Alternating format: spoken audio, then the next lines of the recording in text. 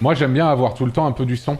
Genre, même quand je suis seul et tout, j'ai toujours un peu de genre de la musique ou des trucs comme ça. Quand je suis éveillé. Par contre, je ne peux pas m'endormir avec autre chose que du silence. Je sais qu'il y a plein de gens qui ça les angoisse et tout. Moi, j'ai besoin de silence.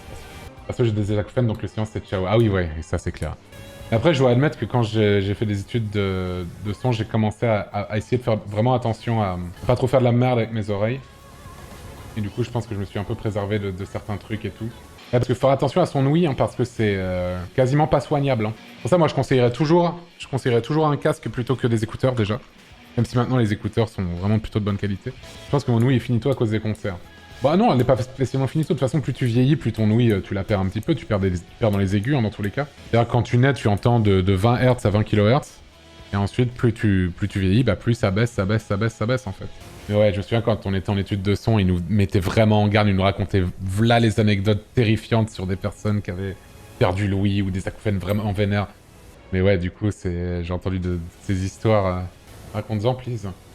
Non, mais c'était juste, je me souviens qu'il nous avait raconté qu'une fois, il y avait un gars, il avait appuyé sur... Je sais plus qu'est-ce que c'était, mais je me souviens vraiment qu'en gros, le mec marchait sur la scène au moment où l'autre avait oublié de couper un truc, il a appuyé sur un bouton et ça a envoyé un son tellement fort que le mec est devenu sourd instantanément, tu vois. Ça lui a fait éclater le tympan, en fait. Bon, là, c'est un cas un peu extrême, tu vois. Et non, mais même surtout le fait que... Expliquer, c'est badant à dire, hein, mais le fait que les dommages sur la cochlée, qui est en gros le petit truc que t'as en forme d'escargot dans l'oreille, recouvert de petits poils, qui te permettent de capter en fait, toutes les fréquences sonores. En fait, c'est en gros ça ce qui fait que t'as des acouphènes ou pas, en fait. Et si t'as un de ces poils-là qui est niqué, il envoie une information à ton cerveau. Bon, je vulgarise vraiment beaucoup, hein. Il envoie une information à ton cerveau comme si tu entendais cette fréquence sonore, sauf qu'en fait cette fréquence sonore n'existe pas. Et du coup c'est ce qui crée en fait l'acouphène. Et après, si vous avez des acouphènes qui sont aigus, dites-vous que ça va s'arranger en vieillissant. Parce que vous allez perdre les fréquences aiguës. Plus vous vieillissez, plus vous perdez les fréquences aiguës du son globalement.